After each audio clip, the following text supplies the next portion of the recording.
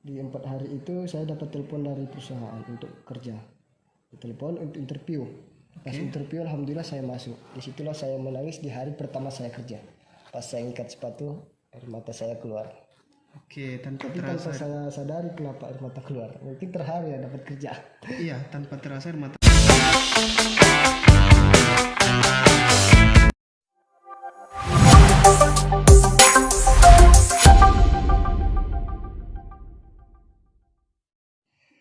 Halo teman-teman semua pendengar setia podcast Pakai Otak. Kembali lagi tentunya saya di sini menemani kalian dan akan membawakan bintang tamu yang luar biasa. Dan kali ini saya benar-benar mendatangkan bintang tamu yang sangat luar biasa, guys. Dan kalian sudah lihat sendiri ya siapa yang ada di samping saya. Bersama siapa saya ini? Saya Andri Amsari Lubis. Asik. Enggak bisa. Ya terlalu tegas. Ini pakai marga lengkap ya kayak. Harus lah. Oke. Andri Amsari. Amsardi. Amsardi. Lubis. Lubisnya jangan lupa, Lubis itu identik dengan Orang Mandailing gitu. Karena saya orang Mandailing walaupun bukan lahir di Mandailing. Andri Amsari dipanggil apa ini? Dipanggil Sadi. Oh, Andri aja kok Sadi. Andri aja. Karena di orang-orang tahu nama saya itu Andri. Bukan Andri. Sadi kan. Kenapa enggak Sadi aja? Menurut saya sih gimana ya, dari karakter saya itu Lebih cocok Andri. Andri Andri. banyak yang bernama Andri ya. Di kelasmu mungkin ada berapa orang? cuman saya sendiri Oh, Andri. cuman kau kebetulan ya. By the way gua ngomong kelas, emangnya lu lagi kelas gitu atau kayak kita cut yang itu ya, guys. By the way kabar Andri gimana ini? Kok gua jadi deg-degan juga ya podcast sama Anda ya. Ini kita pertama kali berjumpa juga, pertama callingan juga, janjian untuk podcast. Ini pertama, guys. Pertama bertemu juga nggak sih? Enggak. Enggak ya. pernah papasan. Sebelumnya udah pernah diajak, mungkin ada halangan-halangan tertentu kan. Saya baru ini sih masih sakit juga sih, tapi diusahain lah ya. Iya. Jadi podcast pakai otak. Makanya Otak ya. makanya aku bilang aku tuh kayak deg-degan juga. Gue tuh nggak seperti itu juga sih biasanya ya. Gue tuh biasanya ngalir aja sih ngomong, kok gue jadi deg-degan juga. Jadi tadi gue menanya kabar kamu lagi sakit. Ya. Jangan nularin sakitnya ya. Enggak, saya bukan COVID lah. Oh, enggak. Nah, ini aja flu. Oke. Bukan Nah, flu apa ini? Flu burung? Bukan. Flu babi? Flu biasa aja lah. Jangan kok disalahin hewan ya kan. Biasa aja ya gitu ya. Oke, Andri, senang sekali saya bisa duduk bersama Anda berbagi cerita di podcast Pakai Otak. Kau percaya nggak sih bahwa setiap orang itu punya cerita untuk dibagi?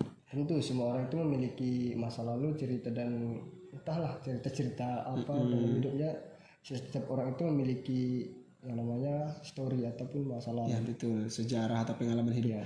Nah, inilah podcast Pakai Otak, cerita-cerita seseorang itu. Kan kalau biasanya kan kita melihat podcast itu kan selalu identik di kota-kota besar dan mendatangkan artis-artis ternama atau siapapun. Tapi sebenarnya orang di sekitar kita pun punya cerita juga gitu loh. Nggak harus si artis, nggak harus pejabat, tapi ternyata kita pun punya cerita untuk dibagi. Nah, itulah podcast Pakai Otak. Anda pengalamannya rasanya seperti apa sih saya undang ke sini? Kita ngomongnya ngaur-ngaur dulu deh. Iya. Sebenarnya sih saya kaget. Kok ada ya yang mau undang saya gitu. Saya kan kayak mana mau cerita pengalaman. Pengalaman saya nggak ada yang bagus gitu. Nggak ada prestasi juga. Kenapa saya diundang gitu kan? Tidak ada istilah pengalaman yang tidak bagus, guys. Maksudnya pengalaman saya tidak ada yang bagus. Pengalaman saya itu Masih ada pengalaman orang lain yang lebih apa gitu menurut Anda ya? Anda salah karena setiap orang itu beda, orang pasti beda ceritanya gitu loh. Ada hal menarik yang bisa kita gali dari sosok Andri Amsadi. Seperti banyak yang mengatakan, saya mendapat kabar sebelum saya mengabari Anda bahwa Anda dulu pernah berjuang di kota Batam. Itu benar atau enggak? ya betul sekali. Itu ngapain Anda ke sana kemarin? Kemarin itu niatnya sih mau kuliah ke sana kan. Pas Anda tamat SMA tahun berapa? saya tahun di 2018 kalau nggak salah. 2018 saya tamat. Saya bukan dari SMA ya. Saya dari lulusan pesantren. Pesantren 2018 tamat ya. Ya, saya tahu tamatan 2018. Kalau boleh tahu dari pesantren apa? Saya pesantren Darul Ikhlas. Darul Ikhlas. Kan yang di Dalam Lidang. Ya, Berarti 7 tahun di situ ya?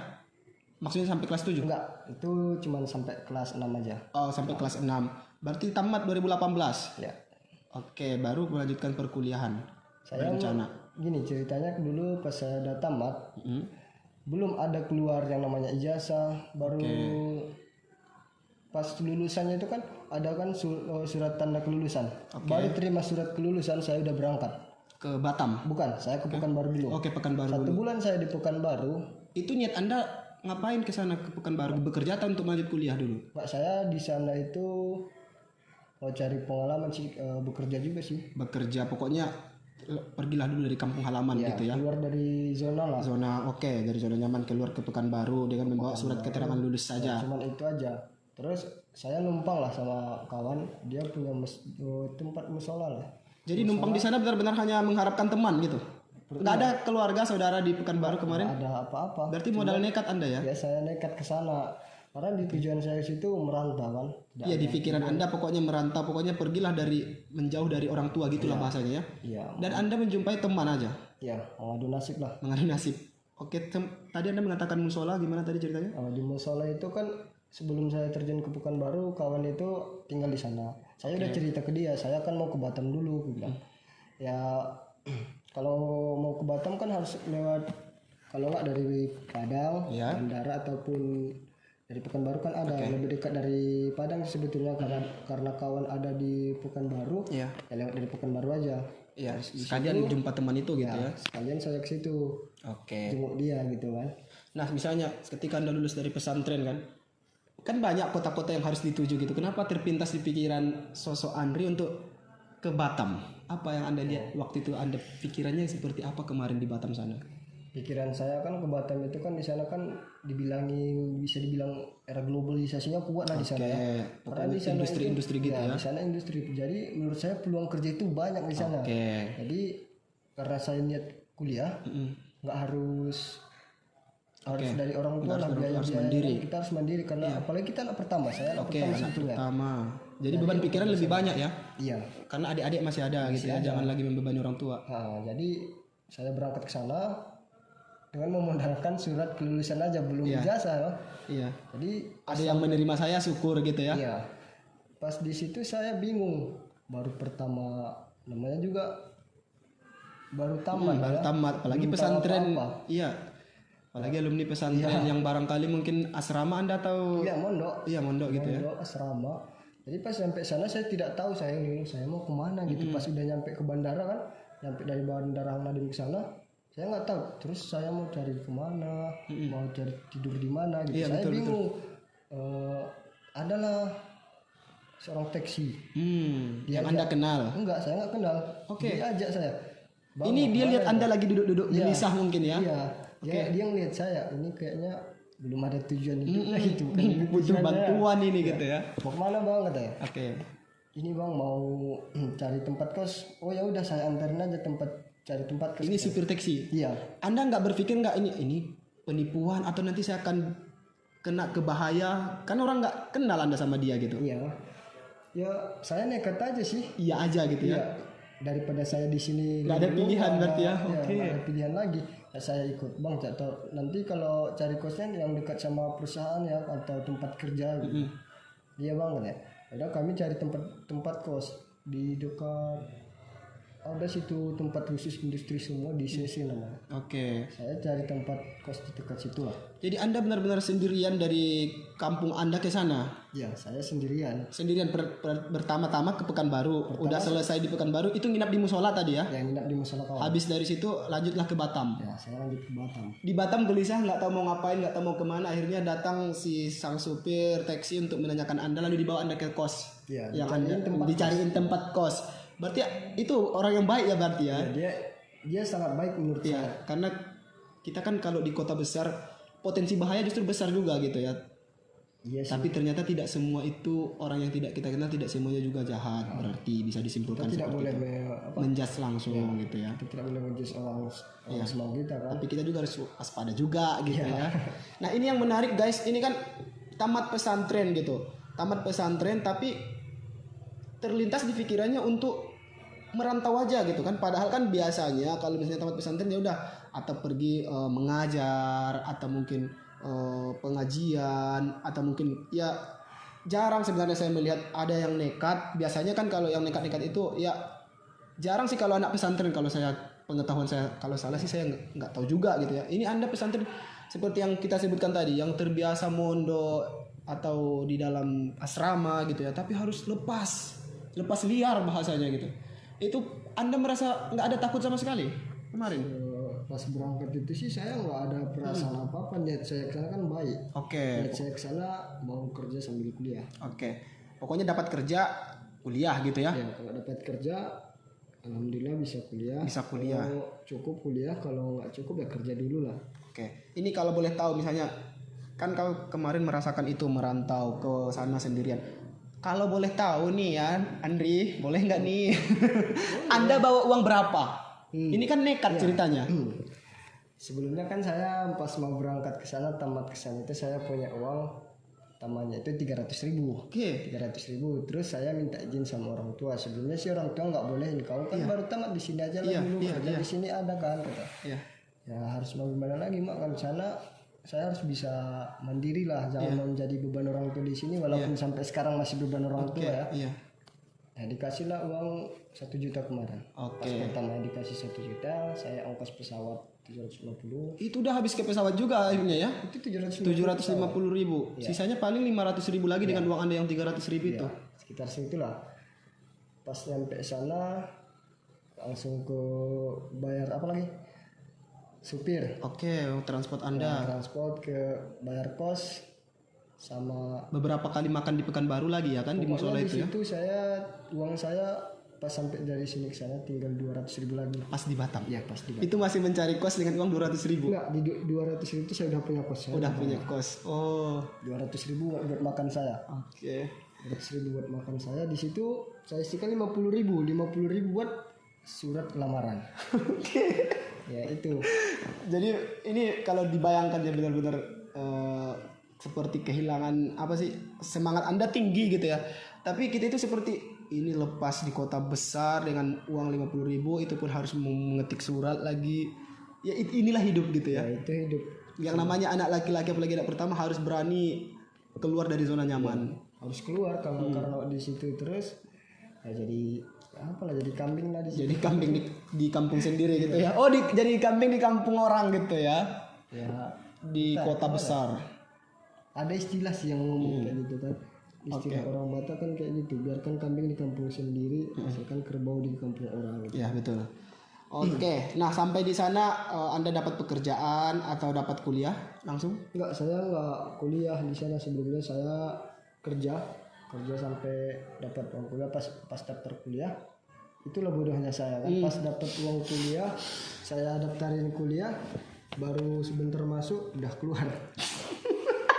Karena kenapa, saya bukan apa ya, kontrak Oke. kontrak kerja habis, uang juga Pengeluaran banyak di sana gitu ya? pengeluaran, belum lagi listrik, belum lagi air kan, sana kan air bayar kan. Ya oke. Terus lah mau gimana lagi kan, hampir 6 bulan atau 8 bulan ya.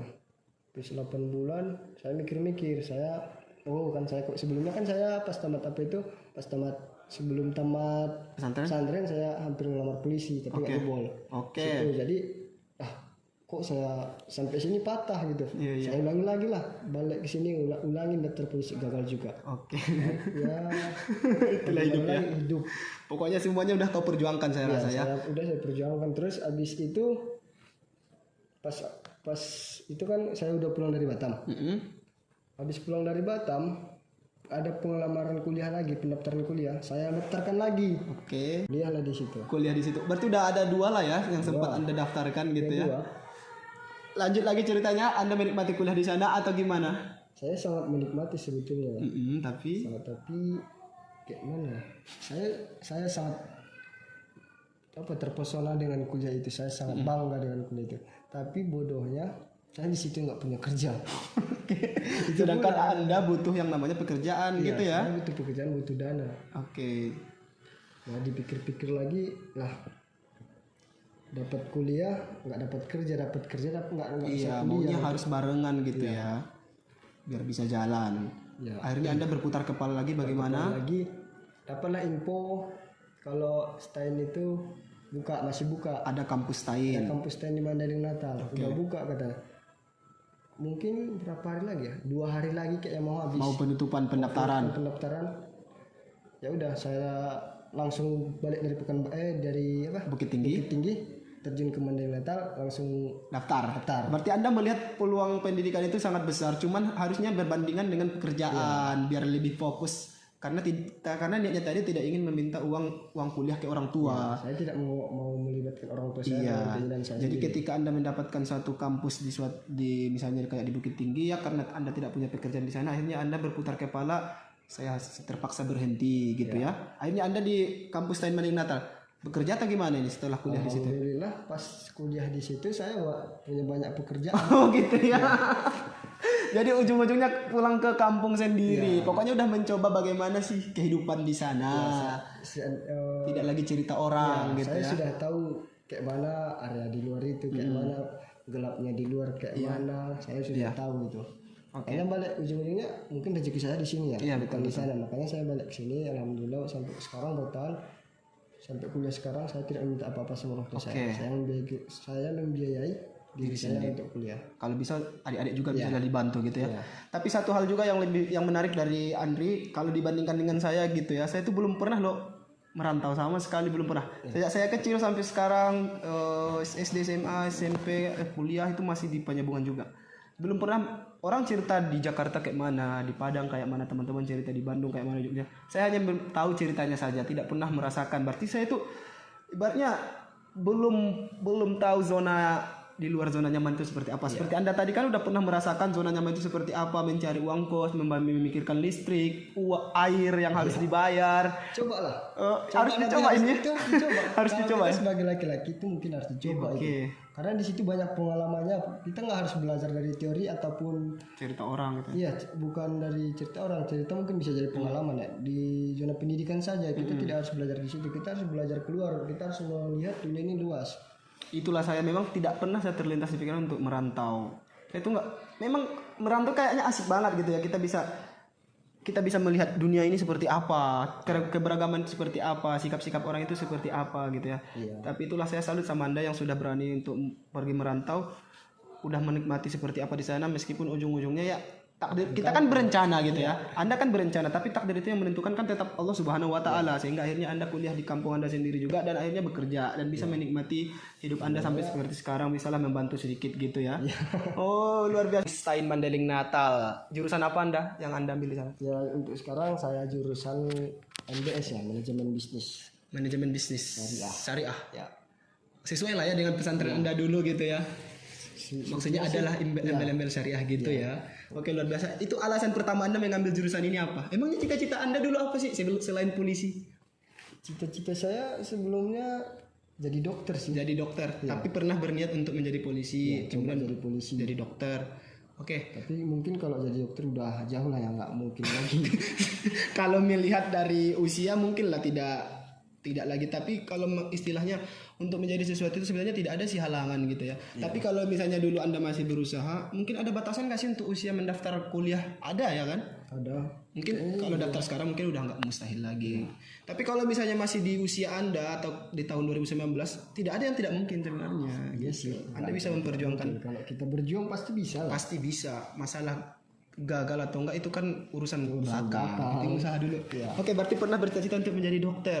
Tapi sekarang Anda jurusannya MBS. Bagaimana Anda menerima jurusan ini dalam kehidupan Anda? Ya, gini. Kenapa saya memilih jurusan MBS ini? Sebelumnya kan saya bingung juga kenapa harus milih ini. Karena sebelum pengalaman saya di Batam dulu, saya pernah bekerja sebagai marketing, sales ataupun di smartphone lah. Jadi promotor pun saya sudah pernah. Itu di Batam. Ya. Oke. Jadi di situ saya tertarik dengan yang namanya dunia industri. Oke. Dunia industri itu pengeluaran dan pendapatannya bagaimana saya sudah adalah yang saya tahu tentang. Bisa lah kita tahu sedikit gambarannya seperti apa bisnis seperti ini gitu ya. Makanya saya tertarik. Saya lebih jadi gimana? Saya mencintai itu gitu. Bisnis gitu ya. Makanya saya sampai sekarang ada planning saya untuk membuat satu usaha.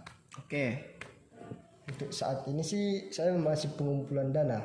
Pokoknya adalah niat nanti ingin membuka usaha sehingga bisa juga memberikan peluang kerja untuk teman-teman di sekitar Anda. Jadi akhirnya Anda memutuskan untuk manajemen bisnis syariah karena melihat dunia bisnis itu keren gitu ya. Bisnis itu keren. Oke, Anda beradaptasi di kampus Anda Stein Mandeling Natal seperti apa dengan jurusan Anda? Senang nggak sih kuliah di sana? Biar orang-orang mungkin pada penasaran dengan kampus Anda. Kuliah di STAIN itu nggak jauh beda sih sama kuliah-kuliah lain. Oke. Tapi kayak mana ya?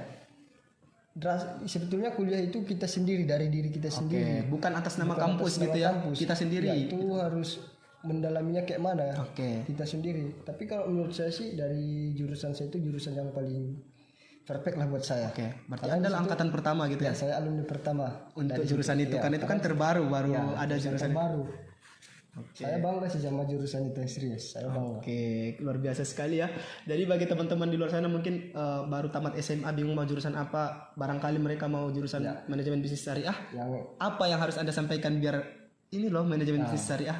gini, kalau misalnya ada orang yang ingin bergabung, khususnya lah anak-anak SMA yang mau tamat SMK, yang ada di hatinya menjadi seorang pengusaha, gabunglah sama kita di MBS. MBS itu enak. Oke. Wah, luar biasa ya. Apalagi seniornya ini nanti ya. Oke. Saya seniornya nanti. Tapi terlepas sih mau di kampus mana, yang penting kalau cocok MBS aja gitu ya. Semua sih sama sih sebetulnya, cuma cara kita aja gitu. Ya betul. Jadi kampus itu besar ya karena mahasiswanya. Jadi kita sendiri bukan, ada istilah yang mengatakan janganlah bangga duduk di bangku kuliah dengan atas nama kampus yang besar, tapi banggalah jika kamu sendiri yang membesarkan nama kampus itu gitu loh. Seperti itu. Kita yang membanggakannya gitu ya. Kayak gini, jangan bangga masuk sama yang udah besar. Udah besar. Tapi banggalah dengan apa yang kamu Punya. dan memulainya sendiri. Oke, dan membesarkan kampus itu nanti. Wah, luar biasa sekali guys. Sekarang kita masuk ke sesi flashback dulu deh. Saya penasaran dengan cerita pesantren Anda. Anda kan udah tamat pesantren. Apa sih yang paling Anda rindukan dulu ketika ini sekarang udah berapa tahun tamat gitu ya? Mungkin ada momen-momen yang Anda rindukan hidup dunia santri, apalagi beberapa hari lagi akan ada peringatan Hari Santri. 2 hari lagi kayak tanggal 22 Oktober itu ya. Peringatan Hari Santri secara nasional.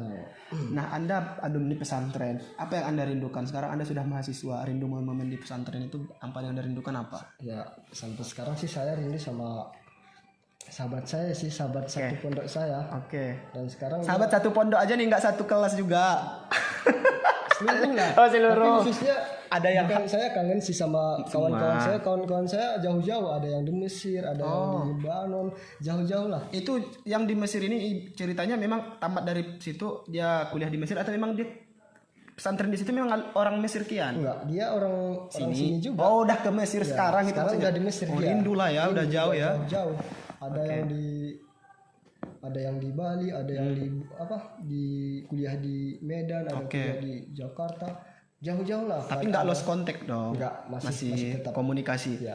Walaupun jarang sih. Walaupun jarang, mungkin ya ada punya kesibukan Mungkin masing-masing. orang itu lagi sibuk sama urusan masing-masing. Berarti susah lah ya untuk reuni, apalagi udah di luar negeri ya. Apalagi orang itu jauh-jauh, sampai sekarang dia belum pulang juga sih.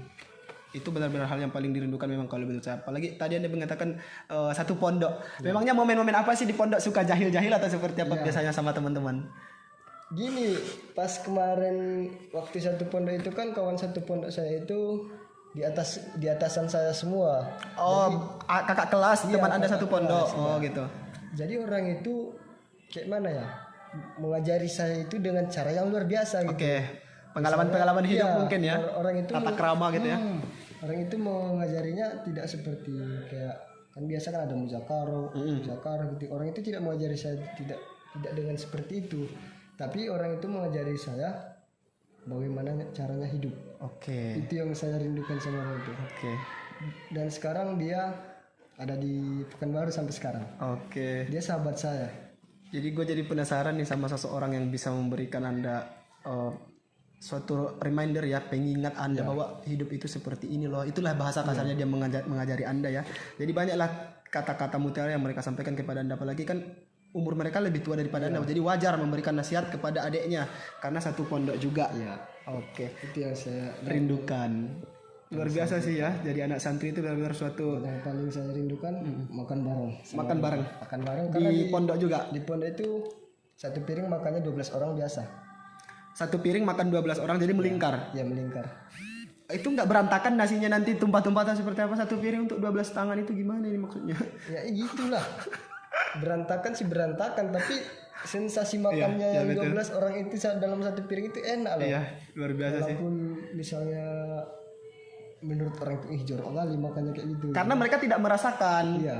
Nggak merasakan, nggak tahu gitu ya. Iya. Nggak tahu. Ya orang yang melihat kan tidak mengerti bagaimana sih persahabatan kalian gitu ya. Tapi kalian yang merasakan ini yang seru 12 orang dalam satu piring itu momen-momen yang benar-benar tidak akan bisa Anda lupakan sih kalau menurut aku ya. Oke, luar biasa sekali. Ini kan bentar lagi hari santri. Apa sih yang ingin Anda sampaikan kepada mungkin bagi santri-santri gitu ya? Ucapan-ucapan hari santri. Untuk hari santri, buat kawan-kawan, untuk kawan-kawan santri semua, jangan malu untuk jadi anak santri itu. Jadi anak santri itu keren, bukan gak keren. Jangan malu tentang apa? Jangan minder lah, jangan minder sama orang-orang di luar sana yang tidak santri. Santri itu keren. Jadi banggalah dengan statusmu sebagai santri. Ya, luar biasa sekali. Meskipun terlihat seperti misalnya ada kan anak-anak sekolah umum gitu ya. Kalian pesantren terlihat seperti klasik-klasik, tapi ternyata ada ciri khas tersendiri, ada kebanggaan tersendiri justru menjadi anak santri gitu ya.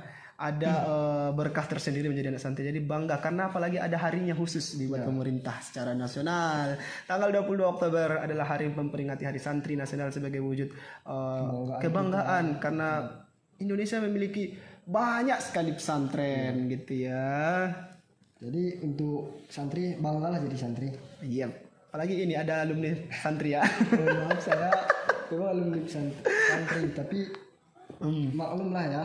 Saya tidak seperti kawan yang lainnya kan. Iya, tidak harus juga gitu. Yang penting kan sesuatu yang kita dapatkan dari pesantren itu mungkin ada dalam hati kita. Tidak seharusnya juga kita tampilkan dari penampilan atau apa gitu ya. Yang penting bangga ya. Bangga aja dulu nanti. Jadi anak santri. Pengalamannya itu nanti setelah tamat. Ya, luar biasa sekali. Ini saya ada momen terakhir untuk podcast kita ini. Satu hal yang membuat Andri menangis itu biasanya apa? Apa yang paling Anda biasanya sedih dan menangis? Hal apa? Mengingat apa biasanya? Saya kemarin yang saya tangisi di saat saya di Batam lah. Pas saya di Batam saya nggak punya uang lagi dan di situ rezekinya saya nggak gimana ya, saya pernah nggak makan lah 4 hari.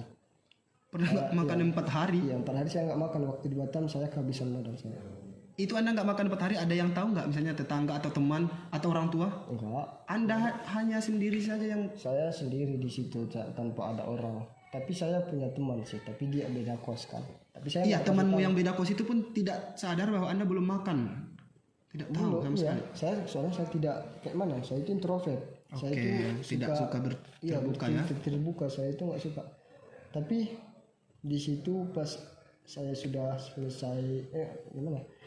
Pas nggak makan itu saya dapat telepon lah setelah 4 hari itu kan. Setelah 4 hari saya minum air. Di 4 hari itu saya dapat telepon dari perusahaan untuk kerja. Telepon untuk interview. Pas interview alhamdulillah saya masuk. Disitulah saya menangis di hari pertama saya kerja. Pas saya ngikat sepatu air mata saya keluar. Oke, tanpa Tapi tanpa saya sadari kenapa air mata keluar. Mungkin terharu ya dapat kerja. Iya, tanpa terasa air mata keluar, apalagi pasti Anda merasa bersyukur sekali gitu ya, sehingga perjuangan Anda, kan Anda tadi ceritanya kehabisan uang gitu ya, sampai-sampai tidak bisa makan 4 hari itu bukan waktu yang singkat ya. 1 hari aja aku nggak makan hitungan jam aja, kalau aku orangnya nggak akan bisa. Aku tuh punya mah akut ya. Minum air aja. Minum air aja gitu. Jadi Anda minum air aja, kalau minum air aja lapar gitu. Lapar minum ya sambil puasa sih. Diniatkan puasa. Itu benar-benar suatu pengalaman yang sangat survival kalau menurut aku ya. Maksudnya tantangan banget.